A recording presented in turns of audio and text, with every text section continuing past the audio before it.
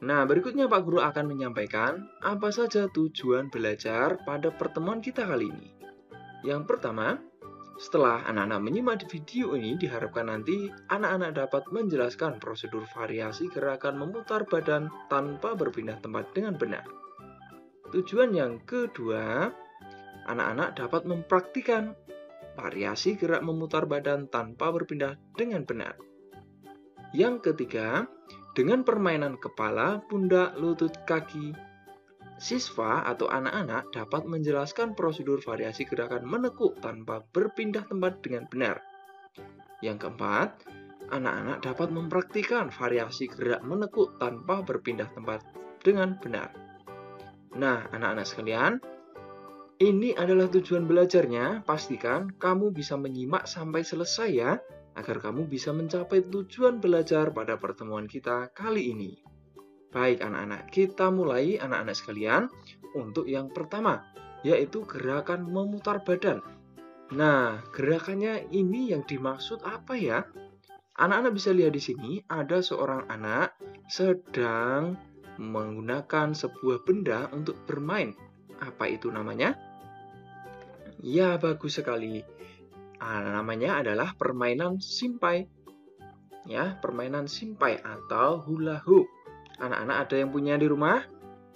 Nah, kalau anak-anak tidak punya, anak-anak nanti bisa membuatnya sendiri ya, dari kayu atau dari tali yang melingkar dibuat seperti simpai ini. Ya.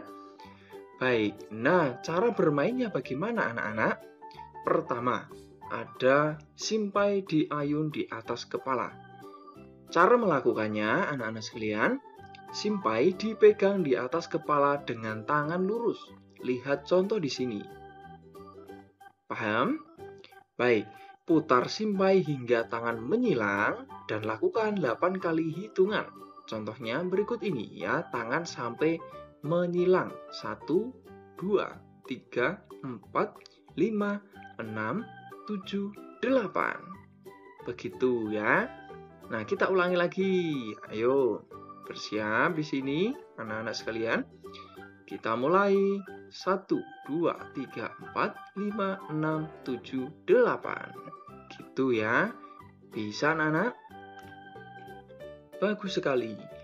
Nah, yang berikut ada yang kedua anak-anak untuk bermain simpai. Nah, bermain simpai yang pertama ini ada gerakan yang dilakukan dengan dimulai berdiri dengan dua kaki terbuka. Contohnya di sini, lihat ya. Kedua tangan memegang simpai di depan dada dan simpai digerakkan ke kanan dan ke kiri. Hitung 1 hingga 8. Nah, seperti apa gerakannya? Kuncinya adalah anak-anak gerakan simpai ke kanan dan kiri ya. Contohnya seperti ini. 1, 2, 3, 4, 5, 6, 7, 8. Usahakan simpai jangan sampai jatuh ya. Nah, tangan boleh sambil memegang ya kalau mau jatuh. Begitu anak-anak. Bisa dipahami ya untuk bermain simpai yang pertama ini. Bagus. Nah, berikutnya anak-anak ada bermain simpai yang kedua. Nah, kelihatannya seru sekali ya anak-anak di sini. Simpai bisa berputar di badan kita. Wow, bagaimana caranya ya? Nah, anak-anak sekalian, pertama kita harus berdiri dengan dua kaki terbuka. Lihat. Kemudian, kedua tangan memegang simpai di depan dada, lalu simpai digerakkan memutari badan sambil memutarkan badan mengikuti simpai.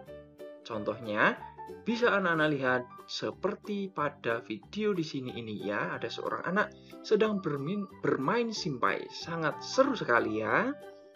Baik, paham sampai di sini ya anak-anak? Sangat seru sekali ya. Bagus sekali. Nah, yang berikut anak-anak adalah gerakan yang kedua, yakni gerakan menekuk badan.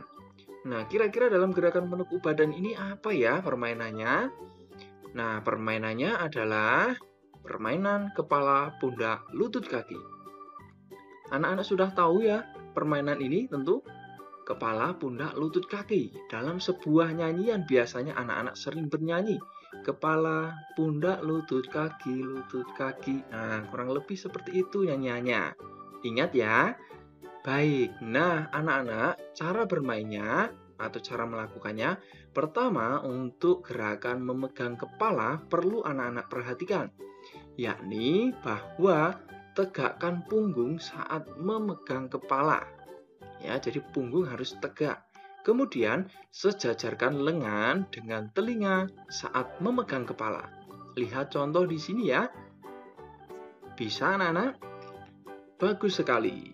Yang berikut setelah kepala adalah pundak. Nah, untuk pundak ini anak-anak caranya luruskan lengan ke samping saat memegang pundak. Ya, jadi lengan harus lurus ya. Siku ditekuk, jari atau tangan memegang pundak seperti pada contoh di sini. Ya. Baik, yang berikut setelah pundak adalah lutut. Nah, untuk memegang lutut di sini anak-anak harus meluruskan punggung dan kaki saat memegang lutut. Jadi punggung dan kaki tidak boleh ditekuk ya. Jadi harus lurus ya. Tangan ke bawah memegang lutut yang bergerak atau badannya yang ditekuk seperti itu ya. Selanjutnya setelah lutut adalah kaki anak-anak. Nah, untuk memegang kaki ini anak-anak harus meluruskan kaki ya. Saat jari tangan menyentuh kaki. Jadi kaki tetap lurus, tidak boleh ditekuk. Begitu ya anak-anak. Bisa dipahami ya?